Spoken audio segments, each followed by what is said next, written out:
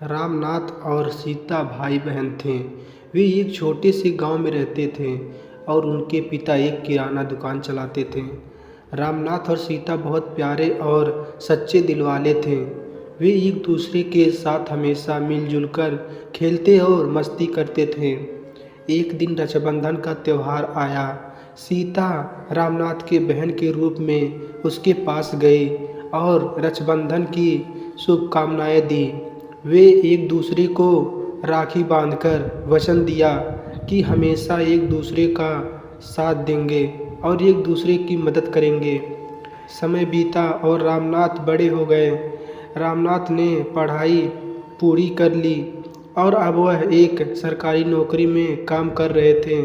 सीता भी अपनी स्कूल की पढ़ाई पूरी कर ली और एक अच्छे कॉलेज में पढ़ने के लिए तैयारी कर रही थी। एक दिन सीता को एक अचानक बीमारी हो गई। उसे बुखार है और वह अपने बिस्तर पर बेहोश पड़ी थी। रामनाथ ने जल्दी से डॉक्टर को बुलाया और उसे दवा खिलाई, लेकिन सीता की हालत बिगड़ रही थी। रामनाथ बहुत चिंतित थे और अपने मित्रों से सलाह लेने के लिए बातचीत करने लगे। उन्होंने यह भी खबर मिली कि सीता को अस्पताल में भर्ती कराना होगा।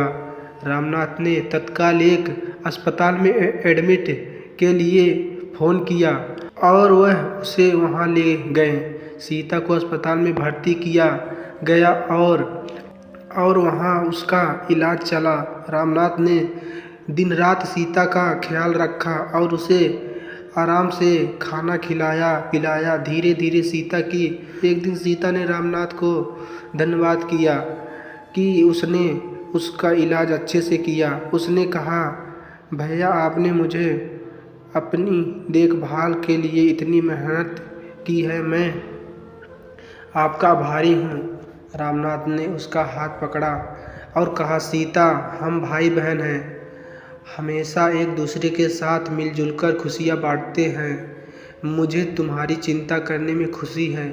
वे एक दूसरे के हाथ पकड़े हुए खड़े थे और उसके आंसू खुशियों के साथ रामनाथ और सीता ने एक दूसरे का हाथ देना सीखा था और वे अपने बड़े प्रेम और समर्थ से हमेशा एक दूसरे के साथ रहते थे।